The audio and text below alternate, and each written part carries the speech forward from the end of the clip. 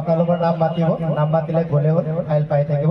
তেতিয়ালৈকে আমি কথা পাতি কি কৰিম ন, বহি থাকি নহয় জানো? এনেতো ঘৰত কথা পাতিবৰ বাবে দি দিছোঁ।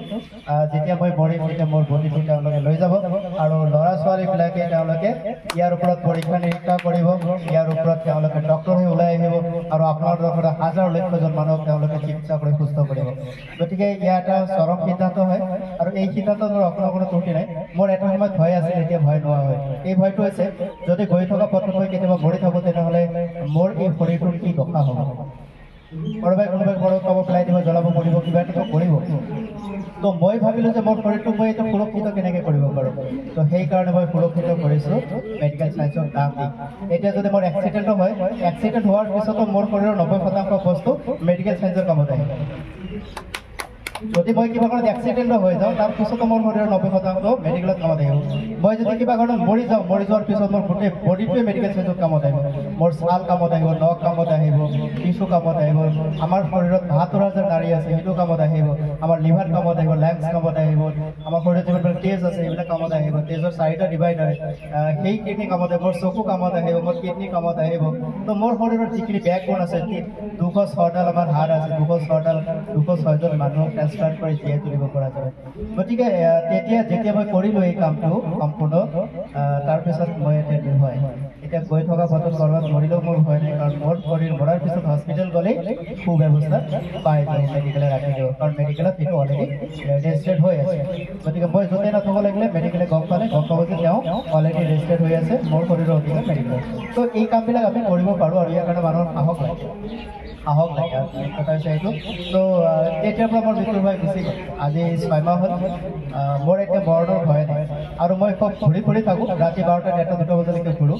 মোৰ গাড়ীখন ক'ত যায় ৰখে কোনেও নাজানে। অলপ আগতে কৈছে মোৰ নিৰ্দিষ্ট ঘৰ নাই মানে এখনকৈ ঘৰ বনাই থৈছোঁ, এতিয়া য'তে যাওঁ ত'তে বনাই লওঁ। মাত্ৰ ফোন কল কৰিব লাগে যে মই গৈ আছোঁ, ৰাতি হ'ব আপোনালোকৰ তাত গৈ আছোঁ।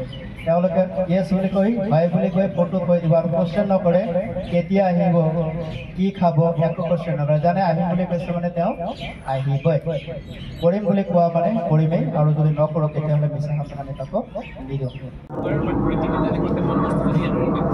তেতিয়াহ'লে যদি ৰোগ এটা হয়ও তাক সময়মতে আমি ধৰা পেলাব পাৰিম। গতিকে আৰু দীঘলীয়া নকৰোঁ, আজি আমাৰ কিছু দেৰি হৈছে, আহি পাওঁতে কিছু দেৰি হ'ল, তাৰ কাৰণে মই ক্ষমা প্ৰাৰ্থী আপোনালোকৰ ওচৰত।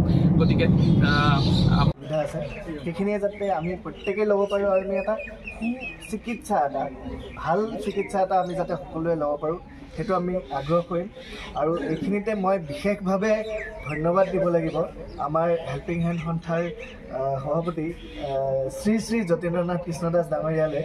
কাৰণ আগতে ধৰক হস্পিটেল এখনৰ ফালৰ পৰা আমি বহু সংখ্যক এনেকৈ শিবিৰ আমি অনুষ্ঠিত কৰিছিলোঁ, য'ত হয়তো আমি মিনিমাম এটা ফিজ ৰাখি বা তেনেকুৱা ধৰণৰ কিবা এটা কৰিব পৰা গৈছিল। কিন্তু আপোনালোকে বিশ্বাস কৰক, আমাৰ CMD ছাৰৰ এটা বিশেষ আগ্ৰহ আছিল যে কোনো মানুহেই এটলিষ্ট মিনিমাম ট্ৰিটমেণ্টটোৰ পৰা তেওঁলোক বঞ্চিত হ'ব নালাগে অৰ্থৰ অভাৱত। আৰু সেইটো কাৰণে আমাৰ আজি 75 সংখ্যক আমাৰ বিনামূলীয়া স্বাস্থ্য পৰীক্ষা, অলৰেডি 74টা আমাৰ বিনামূলীয়া স্বাস্থ্য পৰীক্ষা শিবিৰ আমি গোটেই নৰ্থ ইষ্টত আমি ইতিমধ্যে কৰা হৈছে আমাৰ। আৰু এই বিনামূলীয়া স্বাস্থ্য পৰীক্ষা শিবিৰখিনিৰ পৰা আমি ধৰক ৰাইজকতো যথেষ্টখিনি চাগে আমি সহায় কৰিব পাৰিছোঁ, কিন্তু আমি এনেকুৱা কিছুমান ভগৱান সদৃশ মানুহ আমি লগ পাবলৈ সক্ষম হৈছোঁ যিসকলে সঁচাকৈ নিজৰ গোটেই জীৱনটো মানুহৰ কাৰণে দান কৰি দিছে। আজি আমাৰ এই বিনামূলীয়া চিকিৎসা শিবিৰত যিসকল আমাৰ শুভাকাংক্ষী আমাক নিউ লাইফ মেডিকেলৰ লগত সংগতি ৰাখি যি চিকিৎসা সেৱাৰ কাৰণে আগবাঢ়ি আহিছে তেখেতসকলক মই প্ৰথমে ধন্যবাদ জ্ঞাপন কৰিছোঁ।